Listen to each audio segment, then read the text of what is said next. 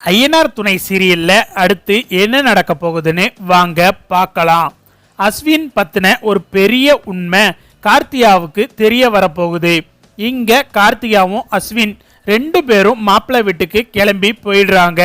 அங்க போன பிறகு கார்த்தியாவை பார்த்தா அவங்க அம்மா கஸ்தூரிக்கு போனே பண்ண மாட்டாங்க.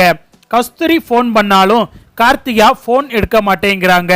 என்னங்க இவ அங்க போய் 2 நாளைக்கு மேல ஆகுது, நான் போன் பண்ணாலும் போன் எடுக்க மாட்டேங்கிறா, அவளும் எனக்கு போன் பண்ண மாட்டேங்கிறா, எதுவும் பிரச்சனையா இருக்குமோ?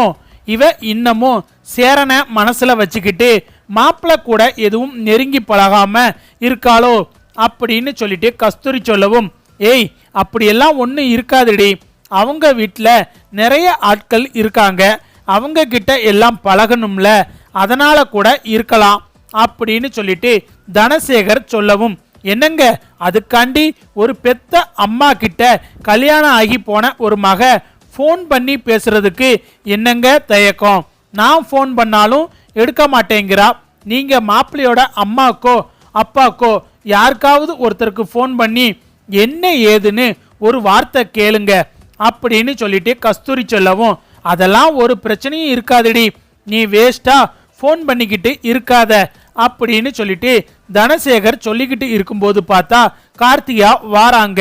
கையில பார்த்தா பெட்டி படுக்கையெல்லாம் வச்சிருக்காங்க. ஏய் வாடி வா கார்த்தியா, இப்போ தாண்டி உன்னை பத்தி பேசிக்கிட்டு இருந்தேன் அப்படின்னு சொல்லிட்டு கஸ்தூரி சொல்லவும், கையில பார்த்தா பேக் எல்லாம் இருக்கு, ஆனா அஸ்வின் கார்த்தியா கூட வரல. உடனே கஸ்தூரி வந்துட்டு, என்னடி நீ மட்டும் வந்திருக்க, மாப்பிள்ளையே எங்க அப்படின்னு சொல்லிட்டு கஸ்தூரி கேட்கவும், அவரு இனிமே இங்க வரமாட்டாரு அப்படின்னு சொல்லிட்டு கார்த்திகா சொல்லவும், வரமாட்டாரா? என்னடி சொல்ற, வேலை எதுவும் இருக்குன்னு சொன்னாரா? சரிடி, நீ அங்க போனதுல இருந்து ஏண்டி எனக்கு போனே போடல அப்படின்னு சொல்லிட்டு கஸ்தூரி கேட்கவும், ஃபோன் போடலைன்னா என்ன, இப்ப நான் உயிரோட இருக்கேனா செத்துட்டேனான்னு உனக்கு நான் ஃபோன் பண்ணி சொல்லணுமா அப்படின்னு சொல்லிட்டு கார்த்திகா கேட்கவும், ஏண்டி ஏன் இப்படி கோபமா பேசுற, நான் உங்ககிட்ட இப்ப என்ன கேட்டேன் இப்படி கோவப்படுற, சரி உள்ளவா உட்காரு அப்படின்னு சொல்லிட்டு கஸ்தூரி சொல்லவும், ஏமா என் வாழ்க்கையை நீ சீரழிச்சிட்டல அப்படின்னு சொல்லிட்டு கார்த்திகா சொல்லவும், ஏண்டி என்னடி ஆச்சு சொல்லுடி, ரொம்ப பயமா இருக்கு அப்படின்னு சொல்லிட்டு கஸ்தூரி கேட்டுக்கிட்டே இருக்கும் போதே பார்த்தா கார்த்திகா அழுக ஆரம்பிச்சிடுறாங்க.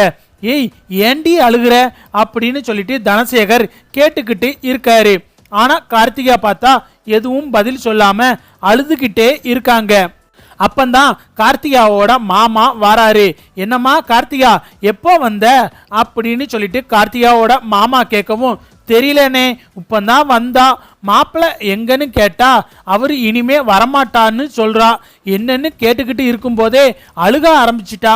என்ன கார்த்திகா என்ன அங்க எதுவும் பிரச்சனையா, இல்ல நீ எதுவும் மாப்பிள்ள கிட்ட சொன்னியா அப்படின்னு சொல்லிட்டு கஸ்தூரி கேட்கவும், ஆமாமா, ஆனா ஊனா நீ என்னையத்தானே சொல்லுவ, நான் அவர்கிட்ட சேரன் மாமாவை பத்தியும் அன்னைக்கு ராத்திரி நான் சேரன் மாமா வீட்டுக்கு போனது பத்தியும் அவரு இந்த மாதிரி எனக்கு தாலி கட்ட மாட்டேன்னு சொன்னாரே, இதை எதை பத்தியும் நான் அவர்கிட்ட எதுவுமே சொல்லல, சொல்ல போனா மொத்தமா என் மனசுக்குள்ளேயே போட்டு எல்லாத்தையும் புதைச்சிட்டேன்.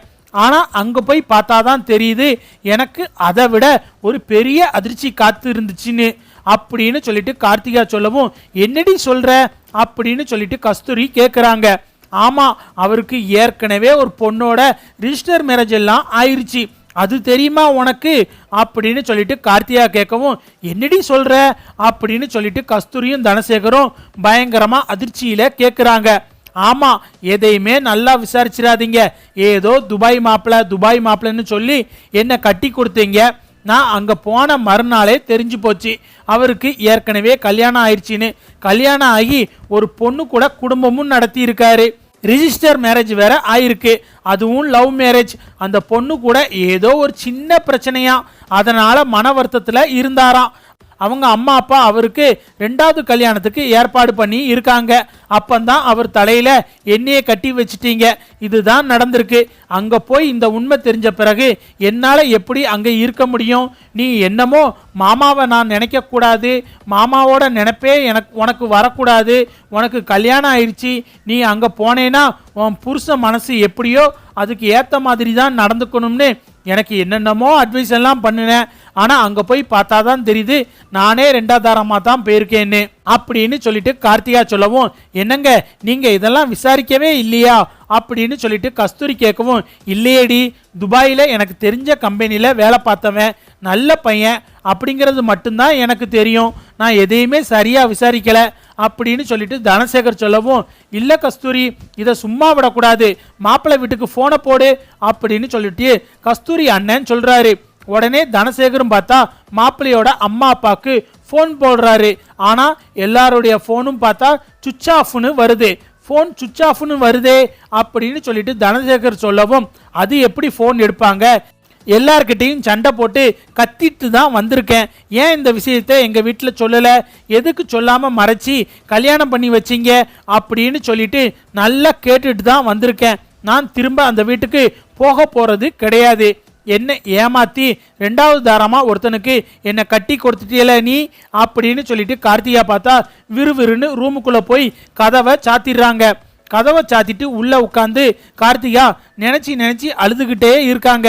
சேரன் மாமாவையே கட்டியிருக்கலாம், இவங்க பேச்சை கேட்டு சேரன் மாமாவும் என்னைய அனுப்பி வச்சாரு, ஆனால் அங்கே போனால் இப்படி இருக்கு அப்படின்னு சொல்லிட்டு கார்த்திகா நினச்சி அழுதுகிட்டே இருக்காங்க.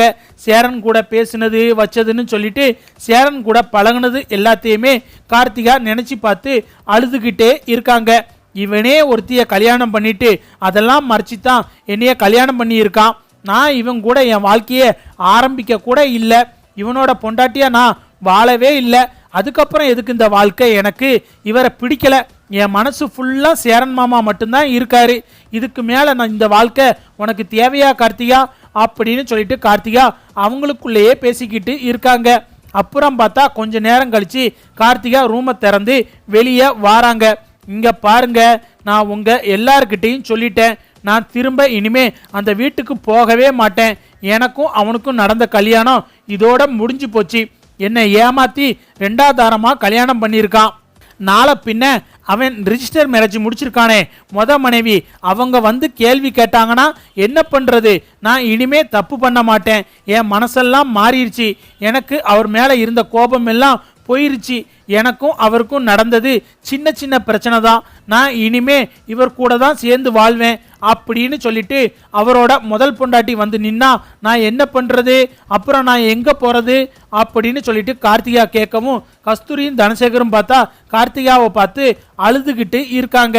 எங்களை மன்னிச்சிரு கார்த்திகா அப்படின்னு சொல்லிட்டு கஸ்தூரி சொல்லவும், இப்போ மன்னிப்பு கேட்டு என்ன பண்ண, நான் ஆசைப்பட்ட வாழ்க்கையையும் உங்களால் ஏற்பாடு பண்ண முடியல, நீங்க ஏற்பாடு பண்ண வாழ்க்கையும் இப்படி நாசமா போச்சு, இதுக்கு மேல என்ன பண்ண அப்படின்னு சொல்லிட்டு கார்த்திகா கேட்டுக்கிட்டு இருக்காங்க.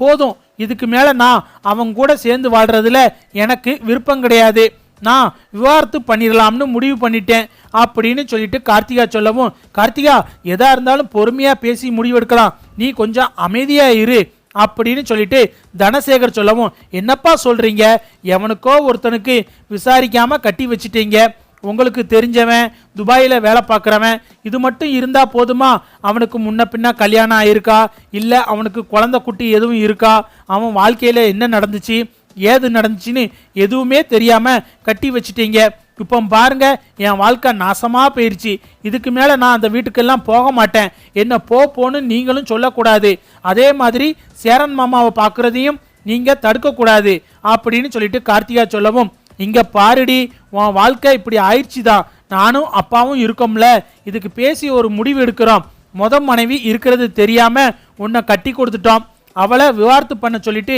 நீங்க அங்க போய் நிரந்தரமா வாழு, இதுதான் வழியே தவிர நீ மறுபடியும் இந்த சேரனை போய் பார்க்கறது எல்லாம் வேண்டாம் அப்படின்னு சொல்லிட்டு கஸ்தூரி சொல்லவும், எங்க அந்த மனைவி விவாகரத்து கொடுத்துருவாங்களோ, எனக்கு ஒருத்தனை கட்டி வச்சிங்களே அவனுக்கும் அவனுடைய முதல் மனைவிக்கும் ஏதோ சின்ன தகராறாம், அதனால இவர் சோகமா இருந்திருக்காரு, அதை பார்த்துட்டு நம்ம மகன் இப்படி இருக்கானே அப்படின்னு நினைச்சிட்டு சரி அந்த வாழ்க்கை வேணாம் அப்படின்னு சொல்லிட்டு இவங்களா முடிவெடுத்துட்டு 2வது தாரம் கல்யாணம் பண்ணி வச்சிருக்காங்க, அவனுக்கும் அந்த மனைவிக்கும் விவாகரத்து கூட வாங்கல, எதுவுமே பண்ணாம ரெண்டாம் தரமா என்னைய கல்யாணம் பண்ணி வச்சுட்டாங்க. இப்ப திடுதுப்புன்னு போயிட்டு அவங்கள விவாகரத்து பண்ண சொன்னா அவங்க மனைவி விவாகரத்து கொடுத்துருவாங்களா? என்ன பேசிக்கிட்டு இருக்கீங்க? எனக்கு அதெல்லாம் எதுவுமே வேணாம். இப்படி என்னை ஏமாத்தி ரெண்டாம் தரமா கல்யாணம் பண்ண ஒருத்தன் வீட்டுக்கு இனி நான் போக முடியாது. எனக்கு அவன் வேணாம். நான் அவன் கூட என் வாழ்க்கையை தொடங்கவும் இல்லை. அவன் இனிமே எனக்கு புருஷனும் கிடையாது. நான் சொன்னது தான் அப்படின்னு சொல்லிட்டு கார்த்திகா பார்த்தா ரொம்ப பிடிவாதமா பேசிக்கிட்டு இருக்காங்க.